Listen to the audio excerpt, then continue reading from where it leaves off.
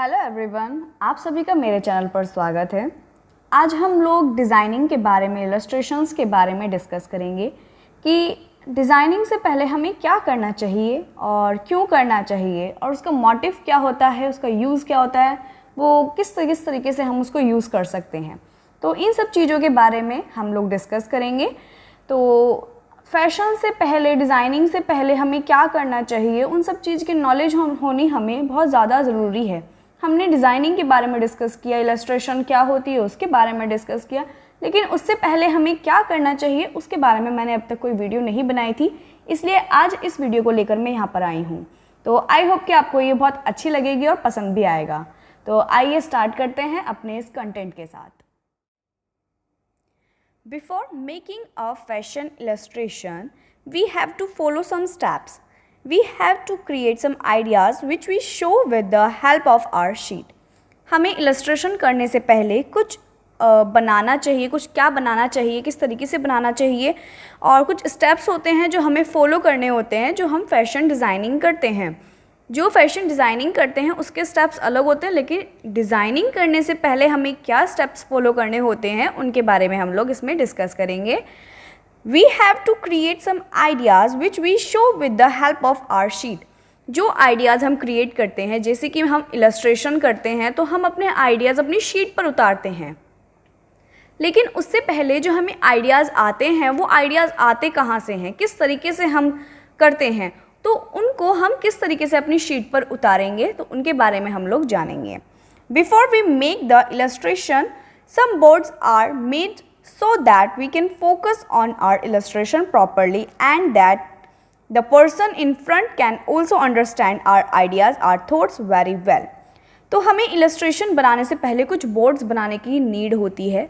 वो बोर्ड हम किस लिए बनाते हैं, ताकि हम भी अंडरस्टैंड कर सकें और जो सामने पर्सन स्टैंड करता है उसको भी अच्छे से समझ में आए कि किस थीम के ऊपर हम क्या सोचकर हमने ये इलस्ट्रेशंस की हैं।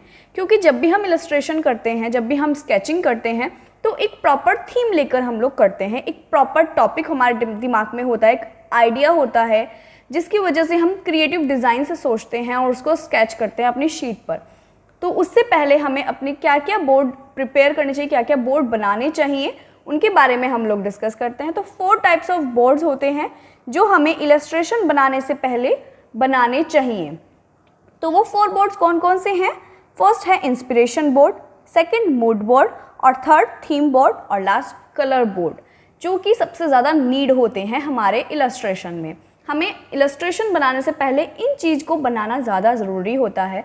मूड बोर्ड जो हमारे मूड को क्रिएट करता है, हमने किस तरीके से अपना मूड क्रिएट किया है। इंस्पिरेशन बोर्ड हम कहाँ से इंस्पायर हुए हैं, जो कि ये जो मेन थिंग्स होती हैं हमारे इलस्ट्रेशन में, इनकी हमें नॉलेज होनी भी उतनी ही ज़रूरी है जितनी हमें इलस्ट्रेशन की नॉलेज होनी ज़रूरी है, और हम इनको किस तरीके से प्रेजेंट कर सकते हैं उसको भी हमें आना चाहिए। तो मैं इसीलिए इस वीडियो को लेकर आई हूँ ताकि आप लोग अच्छे से अपने आइडियाज़ को प्रेजेंट कर सके किसी के भी सामने।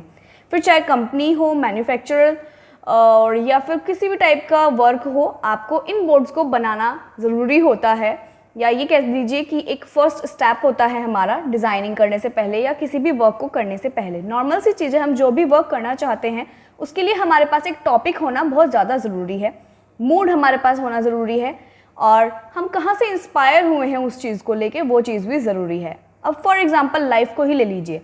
अब हमारी लाइफ है तो हम लाइफ में किस तरीके से बनना चाहते हैं वो हमें पता होना चाहिए, किसकी तरह हम बनना चाहते हैं वो हमें पता होना चाहिए, क्या गोल है। इसीलिए सब लोग पूछते हैं कि आपका गोल क्या है इन फ्यूचर में।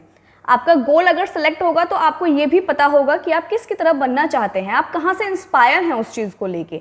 अगर आप डॉक्टर बनना चाहते हैं, आप तो डॉक्टर क्यों बनना चाहते हैं, आप कहाँ से इंस्पायर हैं।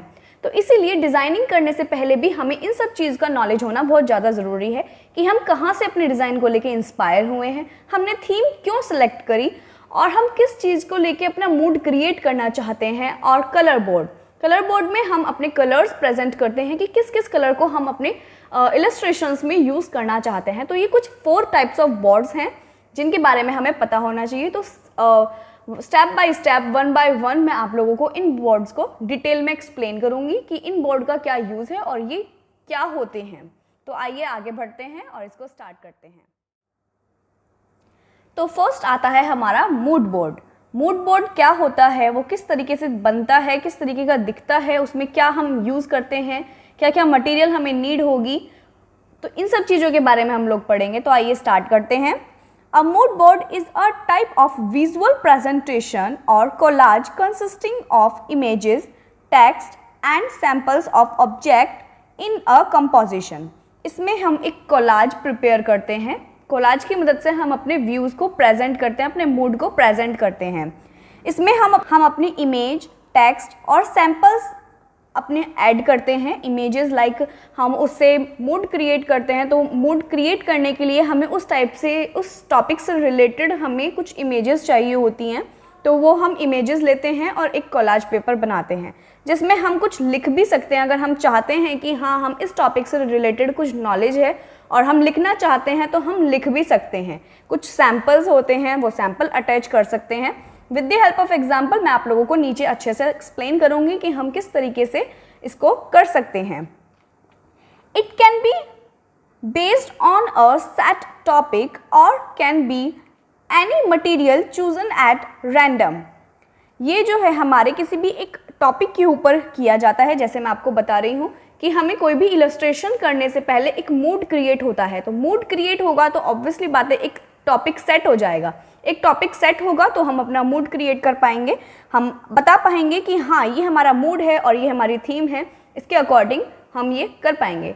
ये जो हमारे mood boards, theme board, inspiration board जो होते हैं, इसमें हमें बोलने की ज़रूरत नहीं होती। ये हम इस तरीके से प्रेजेंट करते हैं कि हमारी शीट, हमारे बोर्ड्स ही एक्सप्लेन कर देते हैं कि हम अपने व्यूज़, हमारे आइडियाज़ क्या हैं, हमारे दिमाग में क्या चल रहा है।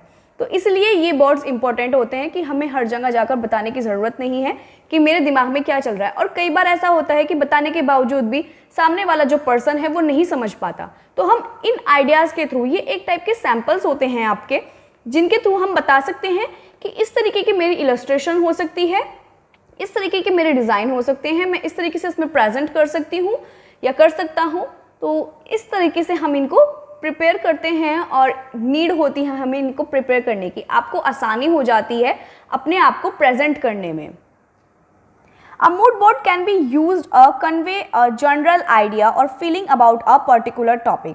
जो मूड बोर्ड होता है वो जनरल आइडिया और फीलिंग क्या होती है हमारी, उसको प्रेजेंट करता है कि जनरल पर्टिकुलर टॉपिक जो होता है, जिसके ऊपर हमारी फीलिंग होती है, हम क्या सोचते हैं, उन सब चीज़ों को वो प्रेजेंट करता है। दे मे बी फिजिकल और digital and can be effective presentation tools. तो वो हमारा फिजिकल भी हो सकता है और डिजिटल भी हो सकता है, यानी कि हम उसको विद बॉडी एक्टिविटी के थ्रू भी हम कर सकते हैं और उसको डिजिटली भी, यानी कि कंप्यूटराइज्ड भी हम इसको कर सकते हैं इफेक्टिव प्रेजेंटेशन टूल्स, जो प्रेजेंटेशन टूल्स होते हैं उसकी मदद से। तो देखिए, ये है हमारा vintage mood board.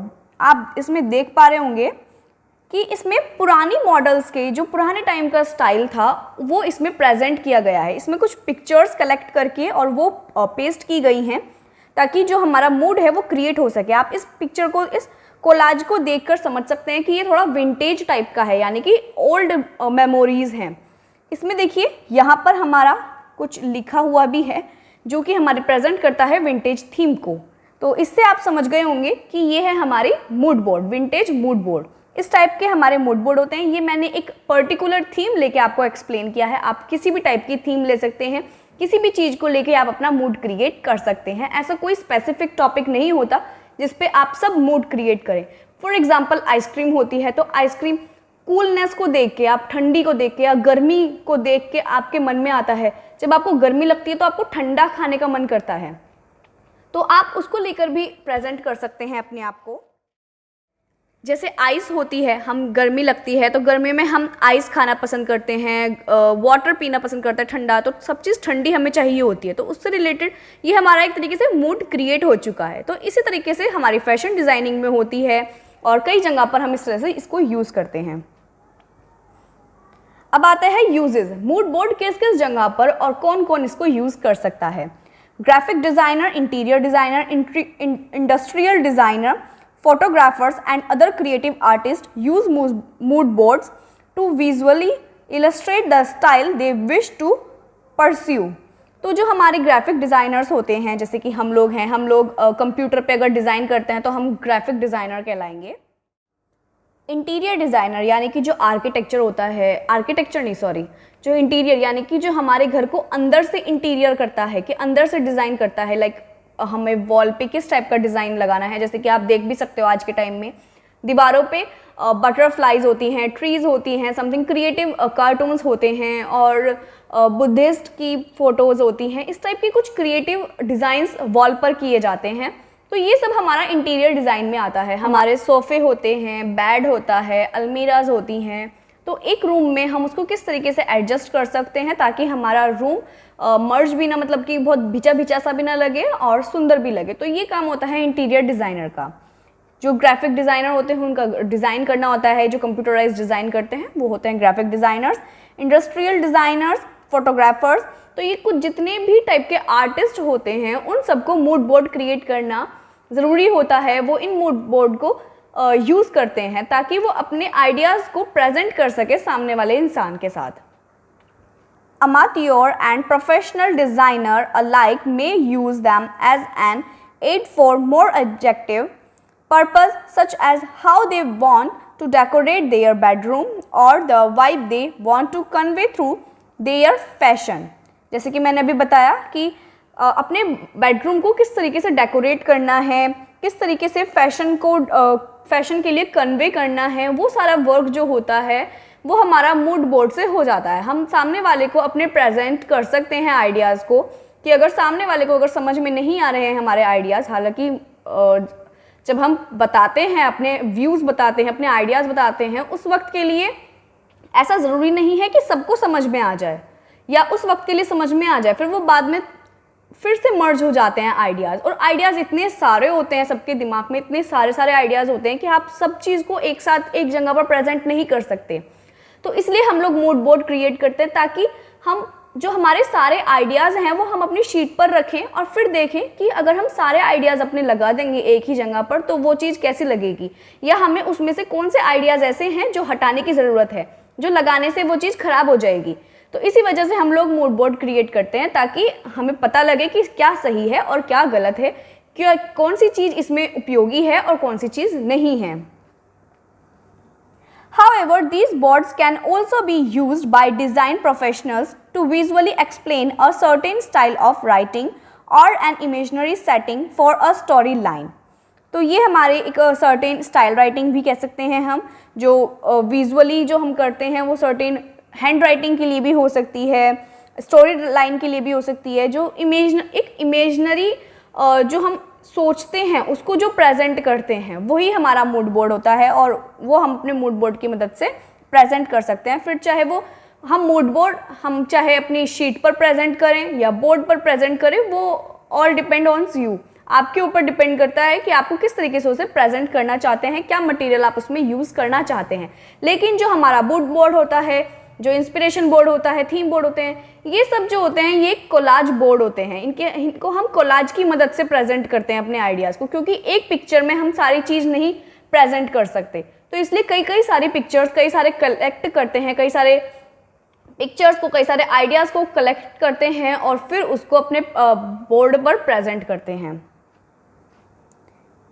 In short, mood boards are not limited to visual objects but serve as a visual tool to quickly inform others of the overall feel or flow of an idea। मतलब कि इसमें एक short में हम लोग समझ लेते हैं कि ये एक लिमिटेड विजुअल सब्जेक्ट नहीं है, यानी कि हम इसको ये नहीं बोल सकते कि हाँ ये यहाँ पर एंड हो गया या लिमिटेड हम इसमें लगा सकते हैं, नहीं, ऐसा कुछ नहीं है। जितनी चीज़ हम ऐड ऑन करेंगे और वो उतना ही अच्छा इफेक्ट देता चला जाएगा, गुड इफेक्ट देता चला जाएगा, हम उसमें उतनी चीज़ अब ऐड करते चले जाएंगे। या अगर हमें लगता है कि नहीं इसमें ये ऑब्जेक्ट ऐड करके या हम इसमें ये चीज़ ऐड करेंगे तो ये चीज़ एक्स्ट्रा लग रही है या अच्छी नहीं लग रही है, तो हम उसको रिमूव कर सकते हैं। तो ये एक विजुअल है, एक इमेजिनरी थिंग है जो हम अपने बोर्ड के थ्रू प्रेजेंट करते हैं। ये हमारा एक फील होता है जो हम क्रिएट करते हैं अपने मूड बोर्ड पर। अब मूड बोर्ड कितने टाइप्स के होते हैं?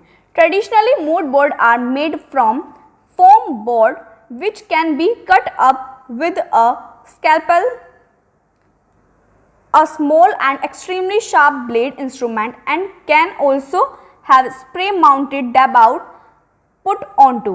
तो जो हमारा ट्रेडिशनल मूड बोर्ड होते हैं वो किस चीज़ के बने होते हैं, वो फोम बोर्ड के बने होते हैं। जो फोम बोर्ड्स होते हैं उन पर फोम लगा होता है, वो फोम बोर्ड थोड़े से स्पंजी बोर्ड्स होते हैं और उन पर हम अपने प्रेजेंट करते हैं। तो उन पर जब हम प्रेजेंट करते हैं तो हम अपने स्केपल का यूज़ करते हैं। स्केपल कौन सी, ये टूल्स होता है हमारा स्केपल, यानी कि जो ब्लेड काइंड ऑफ होता है जिसको हम एक तरीके से हेबल नाइफ भी बोलते हैं, जो हमारे लेदर को कट करने के लिए भी काम आता है। और इस टाइप के नाइफ हमारे स्कल्पचर्स में भी यूज़ किए जाते हैं। तो इस टाइप के जो नाइफ होते हैं उसकी मदद से हम अपने फॉर्म को कट करते हैं, अपने बोर्ड को कट करते हैं और उस पर वर्क करते हैं।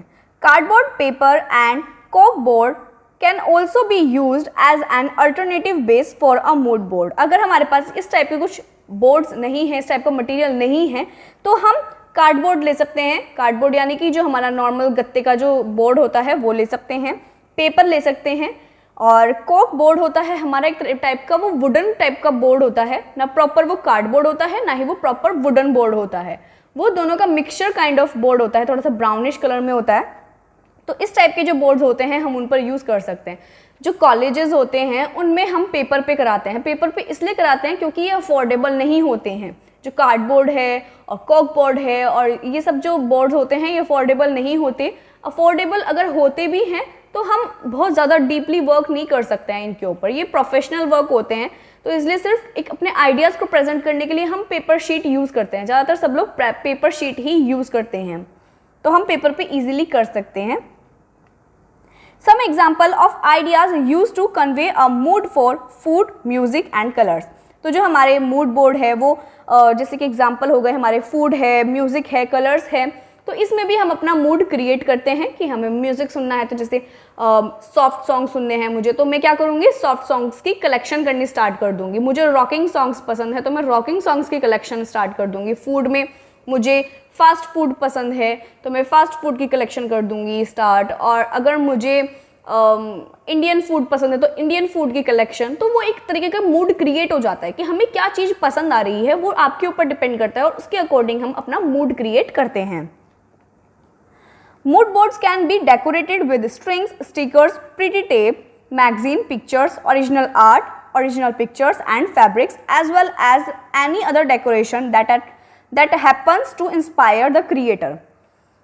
हम मूड बोर्ड जो है वो किसी भी तरीके से डेकोरेट कर सकते हैं, फिर चाहे वो पिक्चर्स हो, इमेजेस हो या टेक्स्ट हो, किसी भी तरीके से। टेप है, हम स्टाइलिश टेप यूज़ करते हैं, उनको भी यूज़ कर सकते हैं। हम फैब्रिक लगाकर भी अपना मूड क्रिएट कर सकते हैं। तो वो आपके ऊपर डिपेंड करता है कि आपको क्या चीज़ पसंद आ रही है। ऐसा ज़रूरी नहीं है कि जो आपको पसंद आ रही है वो सामने वाले को भी पसंद आए, लेकिन जब हम वर्क किसी और के लिए करते हैं तो उन दो पर्सन के जो आइडियाज़ होते हैं वो मिलने ज़रूरी होते हैं, इसलिए हम मूड बोर्ड क्रिएट करते हैं। तो जो सामने वाले पर्सन को भी पसंद आए और आपको भी पसंद आए वो चीज़ हमें अपने पेपर पे प्रेजेंट करनी चाहिए। उसके अकॉर्डिंग हमें अपने मूड बोर्ड को डेकोरेट करना चाहिए और अपना मूड सेलेक्ट करना चाहिए।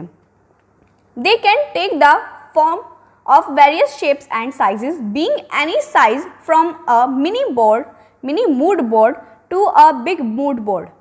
तो आप जो शेप्स और साइजेस हैं वो सब चीज़ भी आप क्रिएट कर सकते हैं। एनी साइज फ्रॉम आप इसको छोटे साइज़ में भी बना सकते हैं मूड बोर्ड को, आप बड़े साइज़ में भी बना सकते हैं, जैसे कि A4 शीट पे आपने बना लिया या A3 शीट पे आपने बना लिया।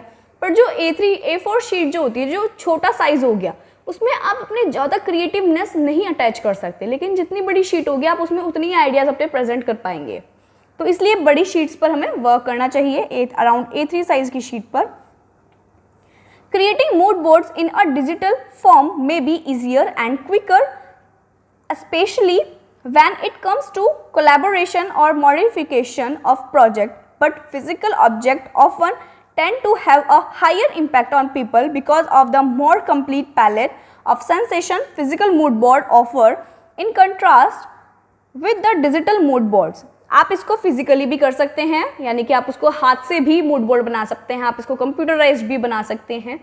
लेकिन जो हम कंप्यूटराइज बनाते हैं उसमें हम काफ़ी सारे टूल्स को यूज़ कर सकते हैं, लेकिन जो फिजिकली बनाते हैं वो लोगों को ज़्यादा इफ़ेक्ट करता है, लोगों को ज़्यादा पसंद में आता है, क्योंकि हम उसको टच कर सकते हैं, देख सकते हैं, फील कर सकते हैं। इसलिए mood boards can not also be painted. Mood board जो होते हैं वो पेंटेड नहीं होते हैं, हम जो पिक्चर्स होते हैं, कोलाज होते हैं, उनको प्रेजेंट करते हैं, उनको पेस्ट करते हैं, डिफरेंट पिक्चर्स को, टेक्स्ट को, उनको पेस्ट करके तब हमारा मूड बोर्ड क्रिएट करता है। ये नहीं कि हम एक पेंट कर दें तो हमारा मूड बोर्ड क्रिएट हो जाएगा, नहीं, हम इसमें पिक्चर्स कलेक्शन करते हैं और फिर उसको डेकोरेट करते हैं, उसको प्रेजेंट करते हैं अपने अकॉर्डिंग, अपने डेकोरेशन के अकॉर्डिंग, अपने मूड के अकॉर्डिंग। तो ये था हमारा मूड बोर्ड।